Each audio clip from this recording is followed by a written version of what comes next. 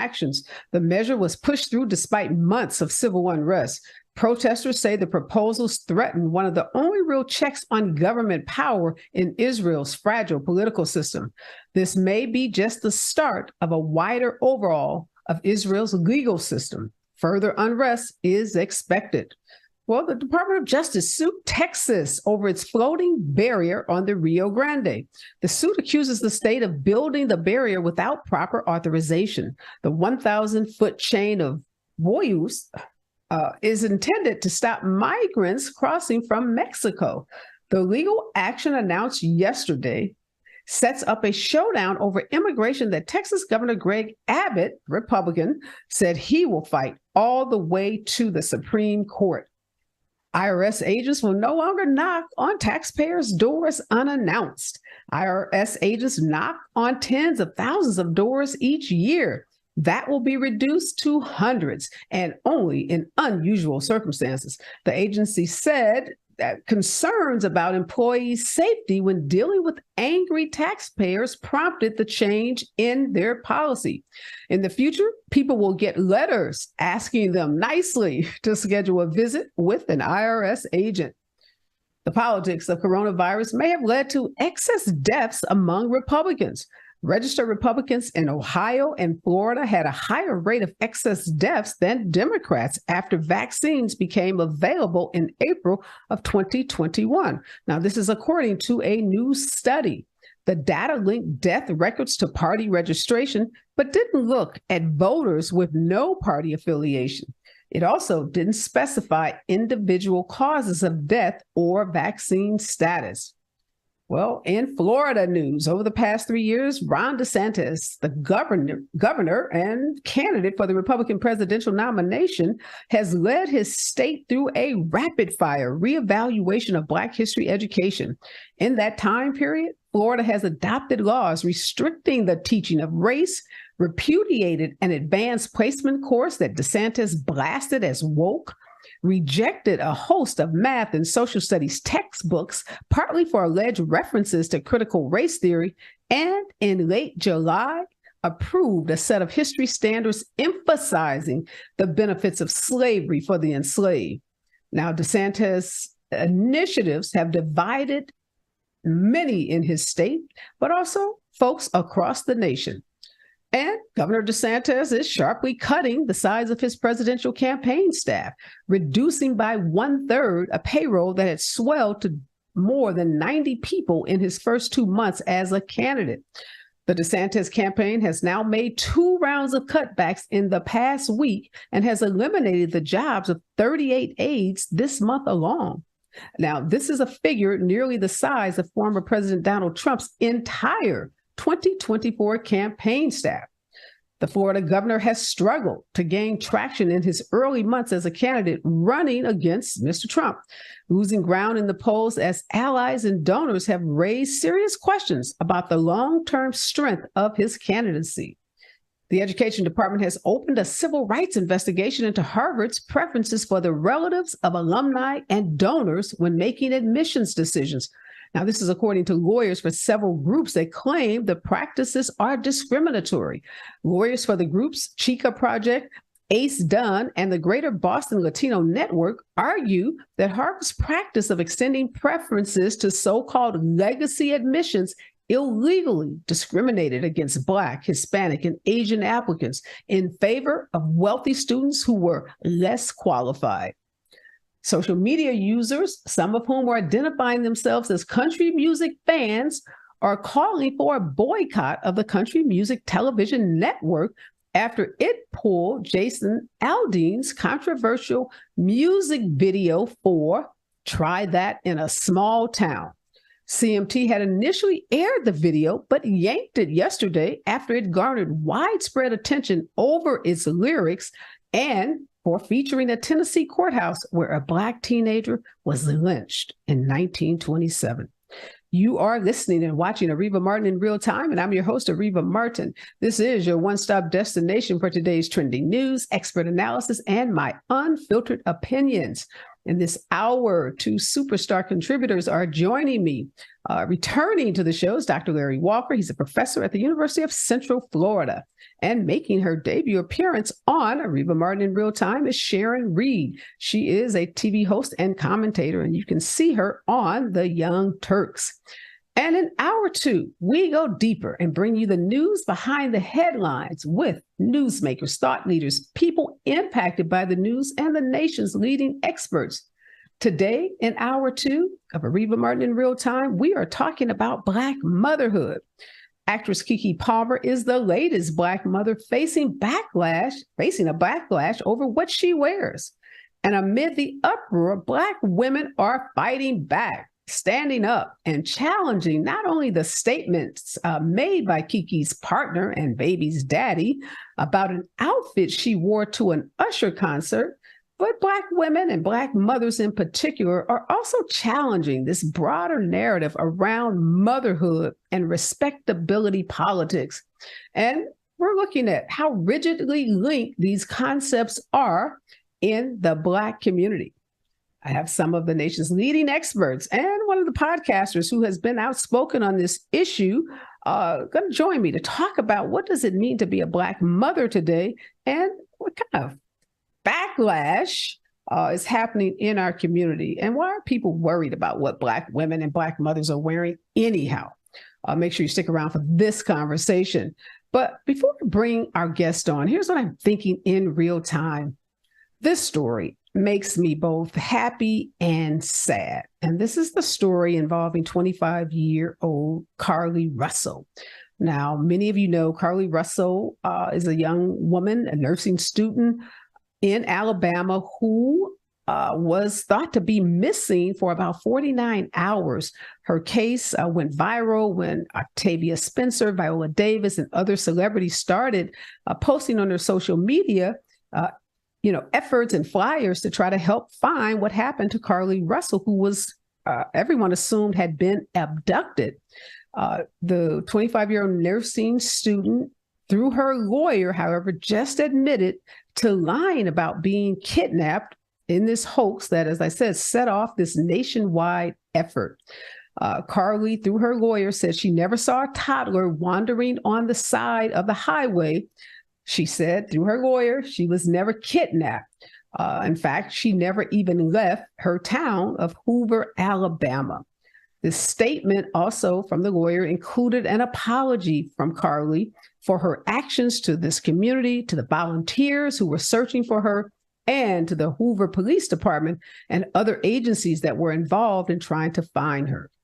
Now, in the days after her disappearance, Carlee went viral on TikTok and other social media platforms. This case received national media attention as law enforcement agencies were searching for her. Some folks believe that they weren't diligent enough and quick enough in terms of launching this really broad spread and nationwide search. Carlee was compared to white women that go missing, and a lot of talk about missing white women syndrome, and how different law enforcement and other agencies respond when there is a missing Black woman. The chilling details surrounding her disappearance, and the prospect that a child was used to lure her into danger, I think contributed to her case going viral and people responding on social media in the way that they did. We know there's been a lot of talk in the media about human trafficking, and abduction has become a bigger part of a national conversation in recent years. So a lot of folks did get involved and started posting her picture and started begging for, law enforcement agencies to take her case seriously. But unfortunately, this is the sad part. After Carlee said that, she saw a child wandering on the freeway, she called 911. She said a man emerged from the trees and that, she was abducted and that she remembers being put into an 18-wheeler. She said the man who kidnapped her had orange hair with a bald spot. She said she heard a woman, but never saw the woman's face. Said she managed to escape the trailer, but was then recaptured, taken to a house where she was forced to undress and be photographed. Said she was put in another vehicle, and then finally she was able to escape and make her way home by running through the woods. this entire story with all of those details was made up. Just wasn't true. None of it ever happened. In fact, there's videotape of Carly taking a robe and some other items, including toilet paper, from a spa where she worked. There's videotape of her stopping at a Target, buying some food. The food items, the spa items were not in her car when the police found it. They found her purse and her cell phone, but those other items, presumably items that she needed to survive over those 49 hours, were missing. And this case has raised a lot of chatter, a lot of talk on social media. Some folks who are saying, they empathize with her. Obviously, maybe she's having a mental health crisis, really coming to her defense, while others are calling her Carly Smollett, comparing her case to Jussie Smollett, trashing her, really saying that she's making it hard for all Black women, that now law enforcement and other agencies won't believe when other Black women go missing because, she obviously misled the public, misled her family, misled law enforcement. And sadly, she may be facing criminal charges. If you make a false statement to the police, if you file a false police report, you can be charged criminally. The law enforcement in her town says they're still investigating this case. They haven't made any decisions about whether to prosecute her or not. But this is a case we're going to continue to watch. My prayers go out to her. If she is in some kind of mental health crisis, I hope she gets the help that she needs. And I hope this one case doesn't cause law enforcement and other agencies to, relax their standards in terms of, looking for Black women, because we know there are lots of Black women, including Black girls, who go missing in this country every day. Many of them are never found. There are agencies that are out there, like, Black and Missing Foundation, the Black and Missing Foundation, that work around the clock to help bring Black women and children home that do go missing. So, prayers to Carly, to her family. Hopefully she's not charged criminally. Hopefully she gets the help that she needs if this is about mental health. And hopefully we take seriously the reports of Black women that go missing in this country, because our lives matter just as much as the lives of other women, particularly white women. When we come forward, more of today's trending and breaking news right here on KBLA Talk 1580.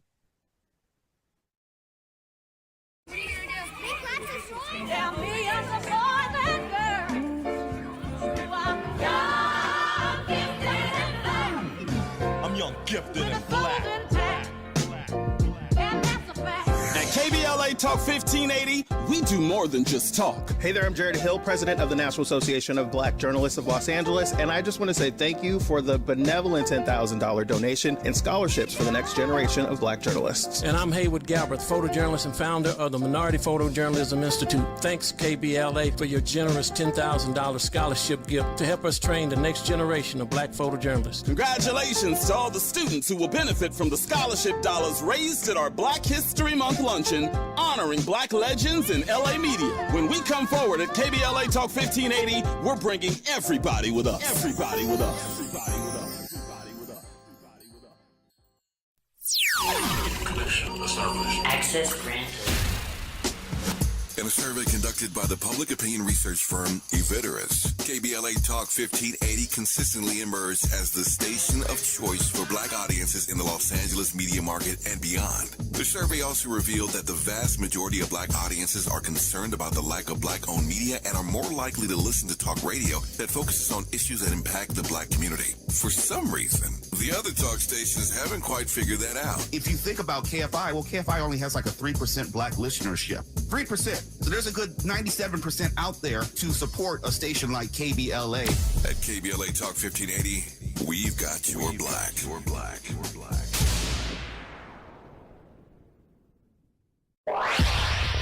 Follow the leader. KBLA Talk 1580. Follow the leader.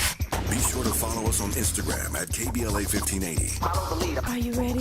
The station leading the way with exclusive interviews, Follow the leader. stimulating conversation, and intellectual discourse that empowers, enlightens, and informs. Follow the leader. Follow the leader at KBLA 1580. We've got a lot to talk about. Keep following the leader. Follow the leader. Follow the leader. Follow the leader. Follow the leader. Follow the leader. Gotta stay fresh, ma. Have you visited us online for the grand opening of KBLA.store? For the best in new merch, gift ideas, books, media, and more, log on to KBLA.store. Be sure to check out our KBLA team favorites at KBLA.store today. That's KBLA.store for all the official merch on your favorite talk radio station, KBLA Talk 1580. Here comes the brand new flavor in your head. Race, social justice, sports, politics, art, music, culture. We do it all on the D.L. Hughley Afternoon Show. If you're not tuning in, then you are definitely missing out. It's the D.L. Hughley Afternoon Show weekdays from 2 to 4 only on unapologetically progressive KBLA Talk. Back, and this is Areva Martin in real time, and I'm your host, Areva Martin, and we are tracking today's breaking and trending news, and I have two experts with me in this hour to help make sense of this news. Dr. Larry Walker, he's a professor at the University of Central Florida, is here, and Sharon Reed, a TV host on the Young Turks, and a commentator is also joining us for the first time. Welcome to both of you.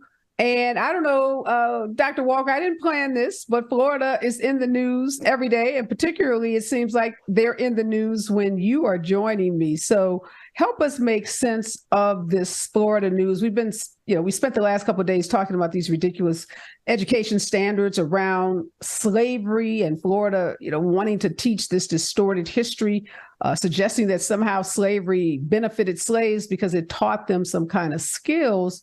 But this is happening, and Ron DeSantis is moving forward with all of these efforts to reduce and, distort Black history while he's running for president. But his presidential campaign seems to be in trouble. Maybe, he should take heed, and maybe he wouldn't be in such trouble if he would stop lying about Black folks and Black history. What do you make of your governor?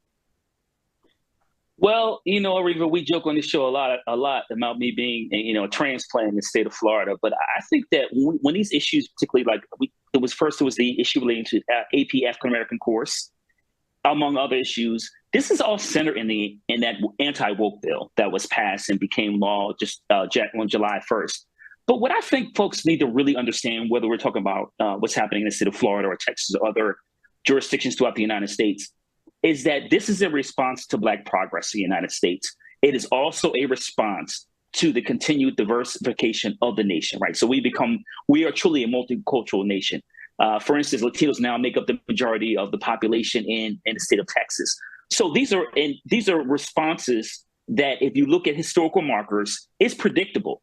Now, as it relates to what's happening in the state of Florida, it's ridiculous. Let's be clear. And I think that what is troubling about it is, I want to be clear, as a descendant of enslaved Africans, is that Black women were raped, Black people were brutalized. And then right after that, we had Reconstruction and Jim Crow, which just ended in 1965.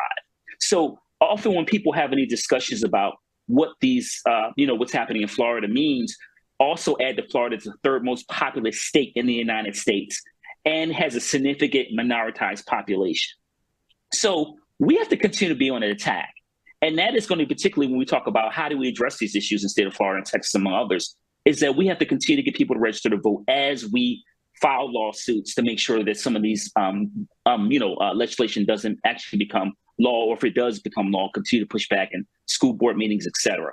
But this is part of the long fight that African Americans have fought in this country for centuries, more than 400 years.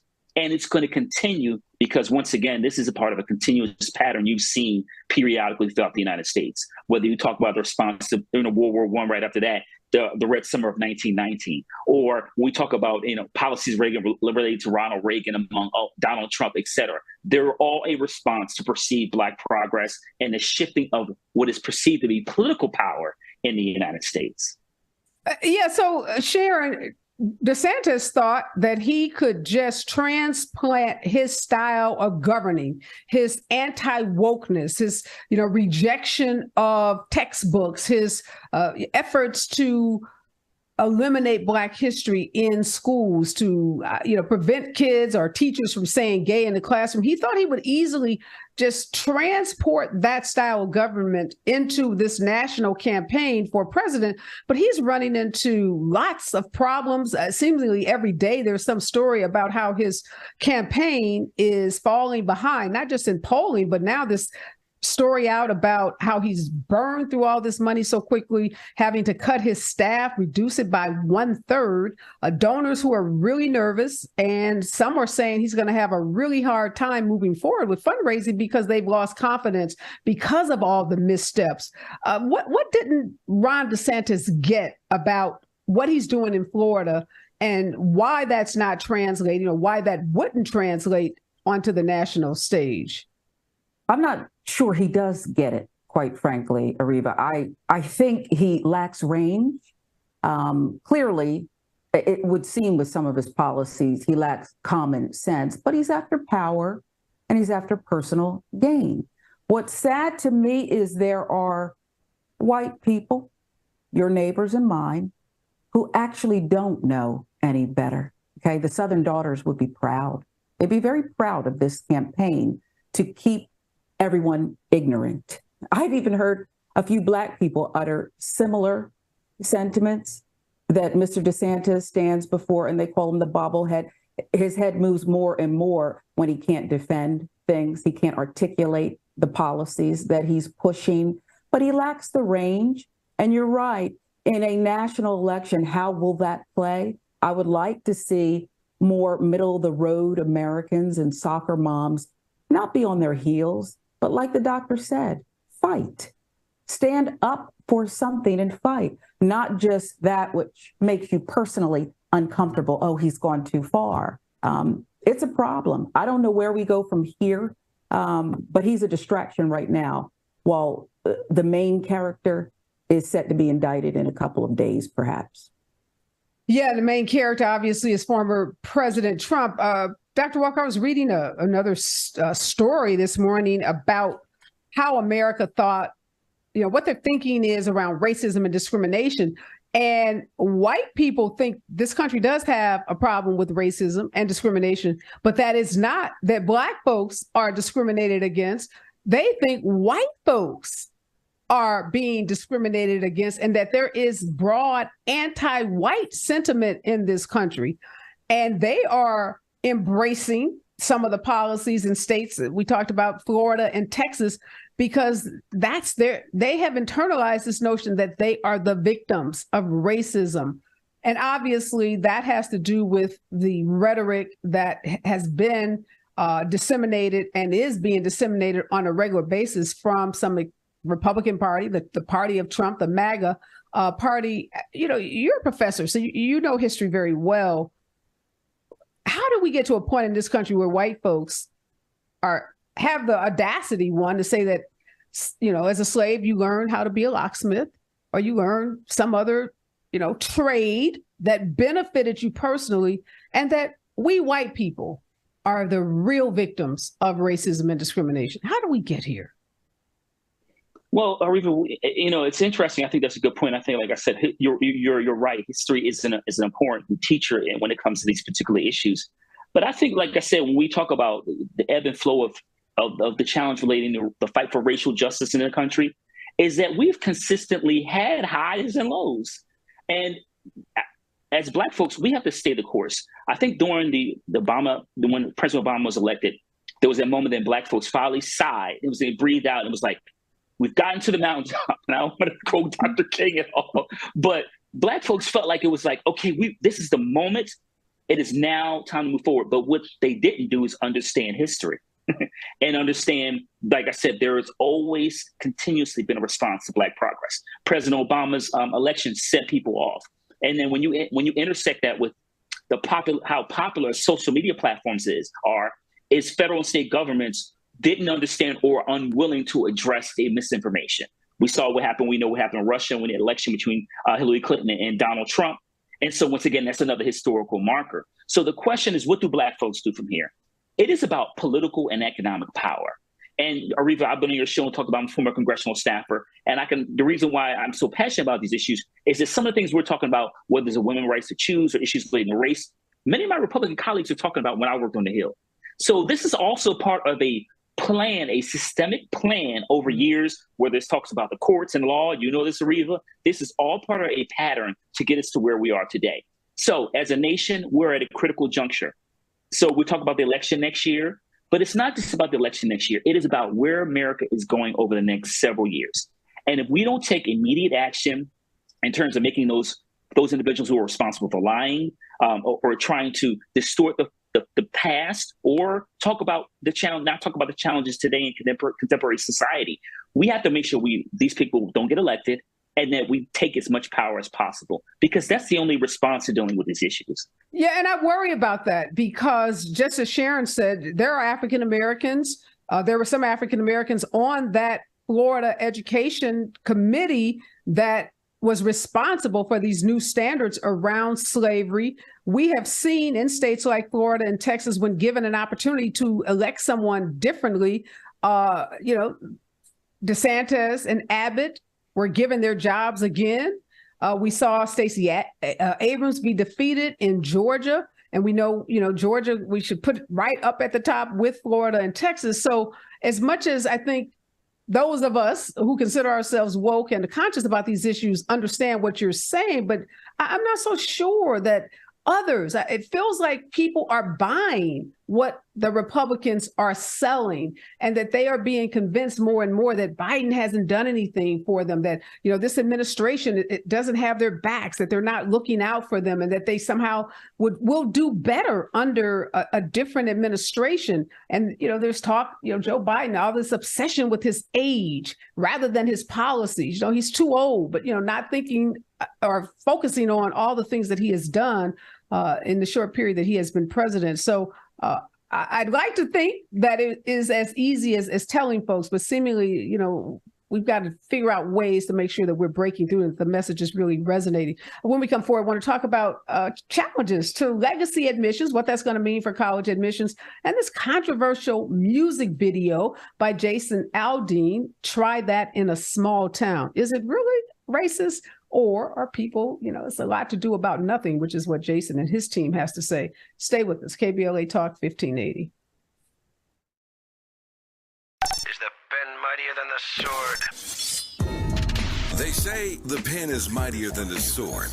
At KBLA Talk 1580, we not only have a lot to talk about, we have a lot to write about. Politics, relationships, business, empowerment, and culture. The all-star roster at KBLA Talk 1580 has you covered. That's what it's all about. Be sure to follow us on all our socials for our latest book releases, op-eds, essays, and commentaries from our hosts. And, of course, download the KBLA 1580 app as we strive to remain your most trusted, credible, and reliable source for the issues you care about. This is unapologetically progressive. KBLA Talk 1580. What up, baby?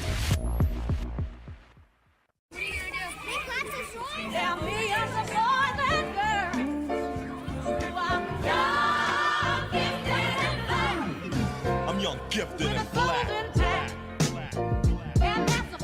At KBLA Talk 1580, we do more than just talk. Hey there, I'm Jared Hill, president of the National Association of Black Journalists of Los Angeles, and I just want to say thank you for the benevolent $10,000 donation and scholarships for the next generation of black journalists. And I'm Haywood Galbraith, photojournalist and founder of the Minority Photojournalism Institute. Thanks, KBLA, for your generous $10,000 scholarship gift to help us train the next generation of black photojournalists. Congratulations to all the students who will benefit from the scholarship dollars raised at our Black History Month luncheon, honoring black legends in LA media. When we come forward at KBLA Talk 1580, we're bringing everybody with us. Everybody with us. Everybody with us. Everybody with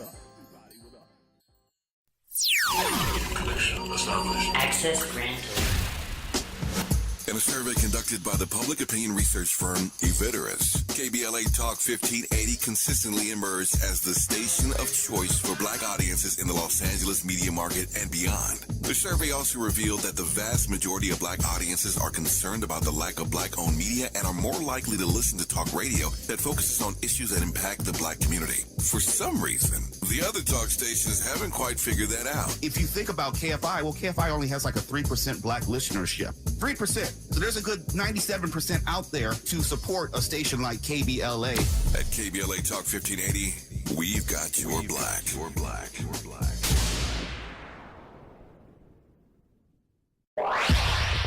Follow the leader. KBLA Talk 1580. Follow the leader. Be sure to follow us on Instagram at KBLA 1580. Follow the leader. Are you ready? The station leading the way with exclusive interviews, Follow the leader. stimulating conversation, and intellectual discourse that empowers, enlightens, and informs. Follow the leader. Follow the leader at KBLA 1580. We've got a lot to talk about. Keep following the leader. Follow the leader. Follow the leader. Follow the leader. Follow the leader. Follow the leader. Gotta stay fresh, my house shot with a rest bar, shot with a rest bar, shot with a rest bar. Have you visited us online for the grand opening of KBLA.store? For the best in new merch, gift ideas, books, media, and more, log on to KBLA.store. Be sure to check out our KBLA team favorites at KBLA.store today. That's KBLA.store for all the official merch on your favorite talk radio station, KBLA Talk 1580. Bounce is back. Here comes the brand new flavor in your head. Race, social justice, sports, politics, art, music, culture. We do it all on the D.L. Hughley Afternoon Show. If you're not tuning in, then you are definitely missing out. It's the D.L. Hughley Afternoon Show weekdays from 2 to 4 only on unapologetically progressive KBLA Talk 1580. Like a brand new flavor in your head. Yeah. This is a rather bold pronouncement, but we think we can back it up. If you come across a radio frequency anywhere putting more variety and more diversity on the air than KBLA Talk 1580, we sure would like to hear about your discovery. You got to have vision. You can search, but we are confident that you won't find more shows covering more topics, hosted by a more diverse and inclusive lineup of talkers than the squad we have assembled here at KBLA Talk 1580. This is the time, brothers. This is the time. We've got something for everybody. That's right. Health and healing, history and humor, issues and events, empowerment and entertainment, all in one station. What's really going on? Free enterprise, you dig? KBLA Talk 1580. Yes. Oh yeah. We got a lot to talk about. King Kong ain't got on me. If you're not listening to Tavis Smiley weekday mornings on KBLA Talk 1580, you're missing out. Everybody wants to talk to Tavis. That's one reason, by the way, why I'm so thrilled to have this conversation with you today. The three people I always most hoped would interview me were Phil Donahue, Studs Terkel, and Tavis Smiley. Donahue's retired, Terkel's deceased, so this is a real thrill for me. And the reason why I have such respect for what you do is you have a historically informed conversation of depth and detail. Be sure to tune in to Tavis Smiley weekday mornings, 9 a.m. to 12 noon on your unapologetically progressive radio station, KBLA Talk 1580. KBLA Talk 1580. Is the pen mightier than the sword? They say the pen is mightier than the sword. At KBLA Talk 1580, we not only have a lot to talk about, we have a lot to write about. Politics, relationships, business, empowerment, and culture. The all-star roster at KBLA Talk 1580 has you covered. That's what it's all about. Reva Martin in real time. And in this hour, I'm joined by Dr. Larry Walker. He's a professor at the University of Central Florida, and Sharon Reed. She's a TV host and commentator. And we are breaking down today's trending and breaking news. And in hour 2 of the show, we'll be talking about Keke Palmer, the latest Black mother facing a backlash over what she wears. We'll be talking about what's up with folks criticizing Black women, Black mothers, and why does it feel like Black women have a target on our backs? So make sure you stick around for hour 2. Sharon, before we went to break, we were talking about folks needing to stand up. Dr. Walker reminding us of the importance of voting, registering to vote, and exercising our rights at the poll, building that political power. And I was talking about, when I talk to folks, there's this sense that despite all the things that President Biden has done, including today, signing this proclamation, establishing these national monuments for Emmett Till and his mother, Mamie Till. They're going to 3 monuments that'll be 1 in Chicago, 2 in Mississippi. Again, embracing Black history, embracing true Black history. That's what President Biden and Vice President Harris have done. Vice President Harris came out really forcefully against these Florida education standards. But, you talk to a lot of folks and you've interviewed a lot of folks on your show. Are you feeling like folks are getting it that there's only one way to go in this 2024 election, and it's Joe Biden? And he may not give you everything that you want, but the alternative is very, very scary and very dangerous. And people need to understand, and the answer to your question is no, they're not getting it. But they also need to understand that that's it. It's going to be Donald Trump, as we see it right now, as the nominee and indicted former president. And so you need to figure out what you believe and rally around the guy who closest fits that. It really is as simple as that. I do think that people are still feeling dejected. Today, I listened to the news and I heard a judge give a traitor from January 6th 4 years. The government wanted 6. 4 years for beating a police officer, law and order, with an American flagpole. 4 years. Mm-hmm. And the judge said, well, he's had a tough upbringing. Had he been Black, do you honestly believe that any of that, he would have been a thug and he would have gotten hard time? So there's that indoctrination that teaches us that, you know what, that's just the way it is. But there's also, I think, willful ignorance by a lot of people out there.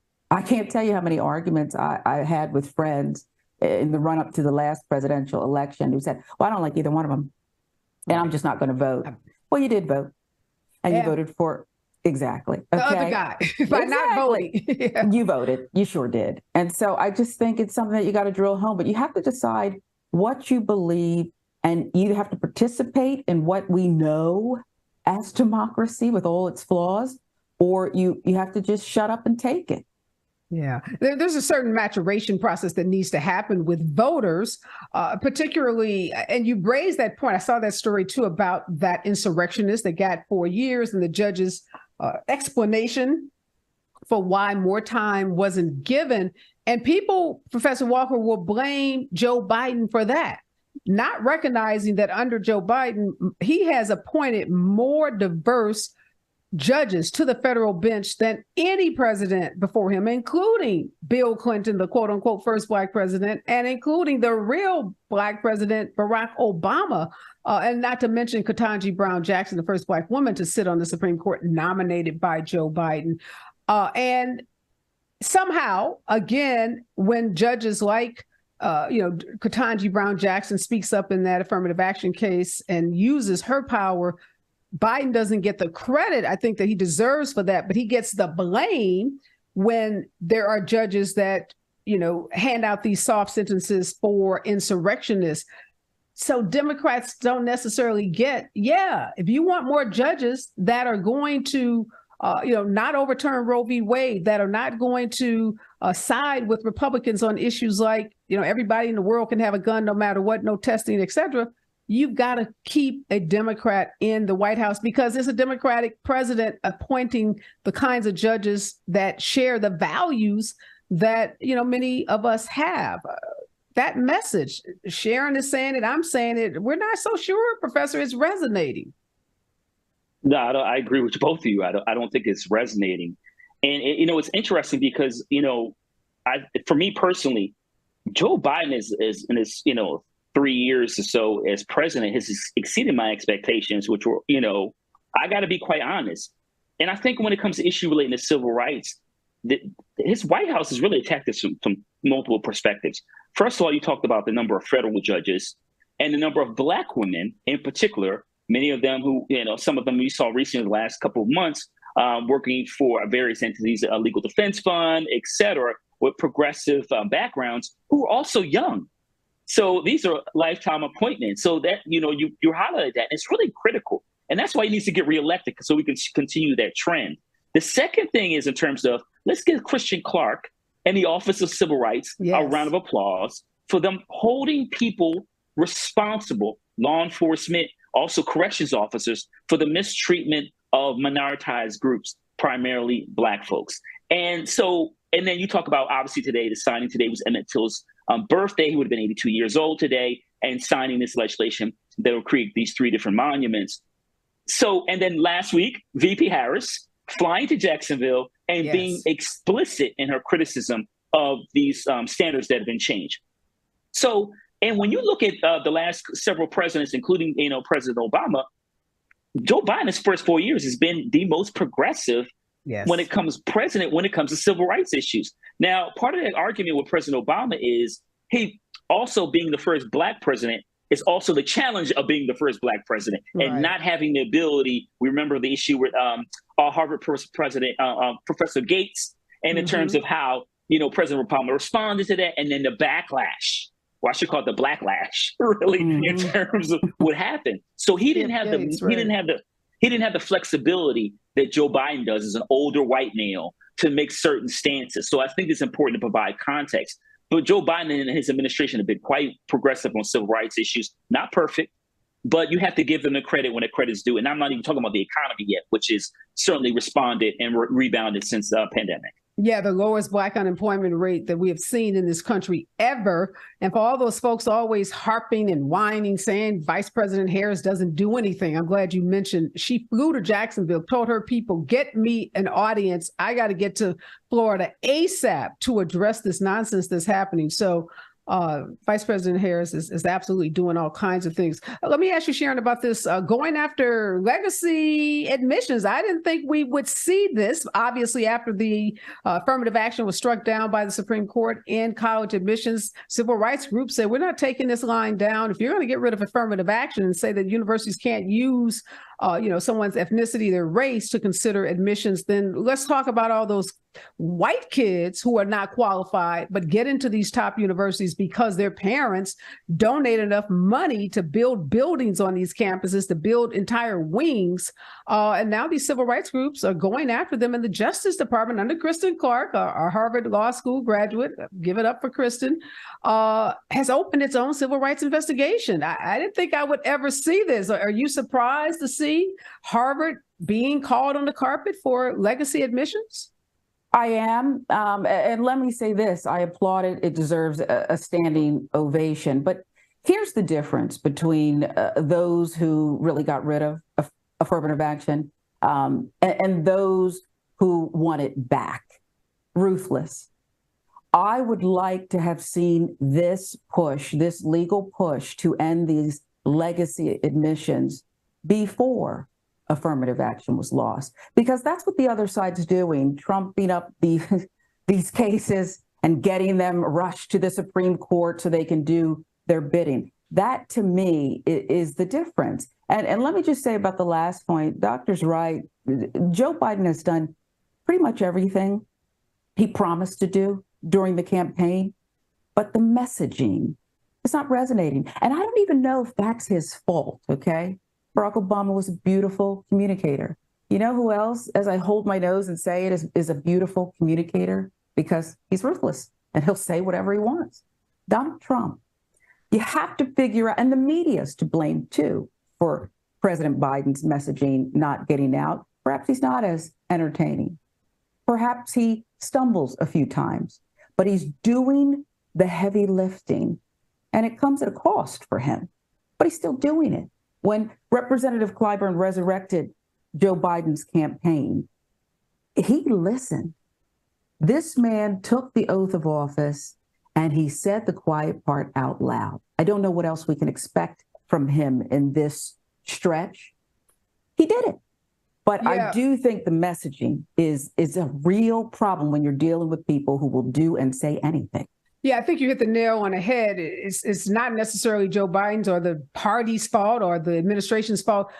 The media just loves a train wreck, and Donald Trump gives them a train wreck. Anytime you are facing, multiple federal indictments, multiple state indictments, you're already twice impeached. You have civil suits. I was teasing one of my trial lawyer friends. I'm like, we're used to having a busy trial calendar.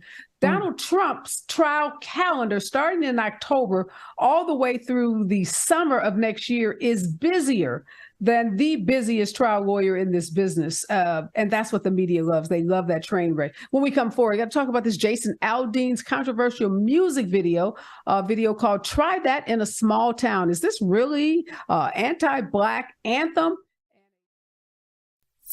Anti-protester anthem, or is it just an innocuous video about loving your small town? When we come forward right here on KBLA Talk 1580. Gotta stay fresh, my house shot with a rest bar, Have you visited us online for the grand opening of KBLA.store? For the best in new merch, gift ideas, books, media, and more, log on to KBLA.store. Be sure to check out our KBLA team favorites at KBLA.store today. That's KBLA.store for all the official merch on your favorite talk radio station, KBLA Talk 1580. The bounce is back. Here comes the brand new flavor in your head. Race, social justice, sports, politics, art, music, culture. We do it all on the D.L. Hughley Afternoon Show. If you're not tuning in, then you are definitely missing out. It's the D.L. Hughley Afternoon Show weekdays from 2 to 4 only on unapologetically progressive KBLA Talk 1580. Like a brand new flavor in your head. This is a rather bold pronouncement, but we think we can back it up. If you come across a radio frequency anywhere putting more variety and more diversity on the air than KBLA Talk 1580, we sure would like to hear about your discovery. You got to have vision. You can search. We are confident that you won't find more shows covering more topics, hosted by a more diverse and inclusive lineup of talkers than the squad we have assembled here at KBLA Talk 1580. This is the time, brothers. This is the time. We've got something for everybody. That's right. Health and healing, history and humor, issues and events, empowerment and entertainment, all in one station. What's really going on? Free enterprise, you dig? KBLA Talk 1580. Yes. Oh yeah. We got a lot to talk about. King Kong ain't got on me. If you're not listening to Tavis Smiley weekday mornings on KBLA Talk 1580, you're missing out. Everybody wants to talk to Tavis. That's one reason, by the way, why I'm so thrilled to have this conversation with you today. The three people I always most hoped would interview me were Phil Donahue, Studs Terkel, and Tavis Smiley. Donahue's retired, Terkel's deceased, so this is a real thrill for me. And the reason why I have such respect for what you do is you have a historically informed conversation of depth and detail. Be sure to tune in to Tavis Smiley weekday mornings, 9 a.m. to 12 noon on your unapologetically progressive radio station, KBLA Talk 1580. KBLA Talk 1580. Is the pen mightier than the sword? They say the pen is mightier than the sword. At KBLA Talk 1580, we not only have a lot to talk about, we have a lot to write about. Politics, relationships, business, empowerment, and culture. The all-star roster at KBLA Talk 1580 has you covered. That's what it's all about. Be sure to follow us on all our socials for our latest book releases, op-eds, essays, and commentaries from our hosts. And, of course, download the KBLA 1580 app as we strive to remain your most trusted, credible, and reliable source for the issues you care about. This is unapologetically progressive. KBLA Talk 1580. What up, baby?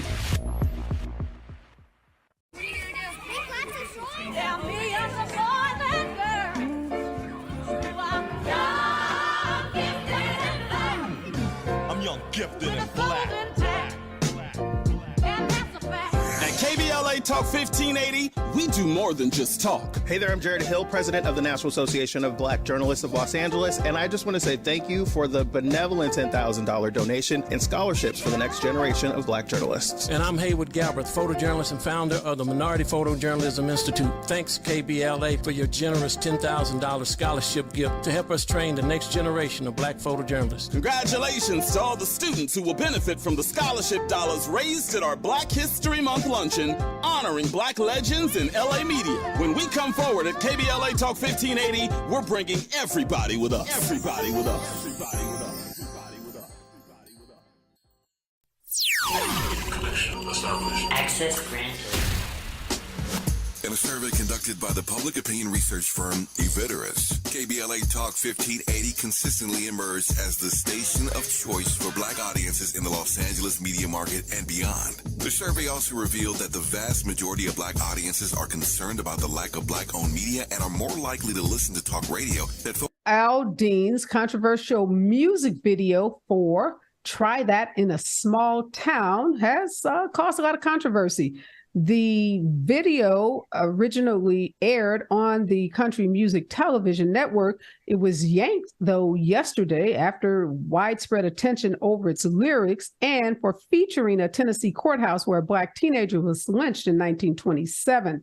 The video lasted just 1 week on the network before they pulled it. When the video was removed from its rotation, it had only 350,000 views on YouTube. Now, since the controversy, that video has been viewed over 16 million times, is now the #1 trending video under the music category. And if you haven't seen the video yet, Jason Aldean, who has received the Country Music Artist of the Decade by the Academy of Country Music, performs in front of the Maury County Courthouse in Columbia, Tennessee. Now, this courthouse is the site of the 1946 Columbia race riot and the 1927 mob lynching of an 18-year-old Black teenager. Folks say that this video is a visual dog whistle to racism, and some say it's actually a pro-lynching video. What do you think, Professor Walker? Is this video, dog whistle? Is it pro-lynching? Aldean and his team have come out and said, they don't know what folks are talking about. He was just celebrating growing up in a small town and remembering when life was simple and easy and folks got along. And he says personally, he didn't know about the history of this courthouse. Are you buying that? No, and this is the intersection of racial violence and capitalism in America. I'm just going to keep it. Keep it a buck, okay? Yeah, I'm just going to keep it 100, as we say in the community, and that's just it. I mean, listen, this feels of birth of a nation, or going with the wind. It's propaganda, and I use those two, movies as example because this country has excelled of using racist propaganda to reinforce stereotypes and misconceptions about Black people. So let's just be clear.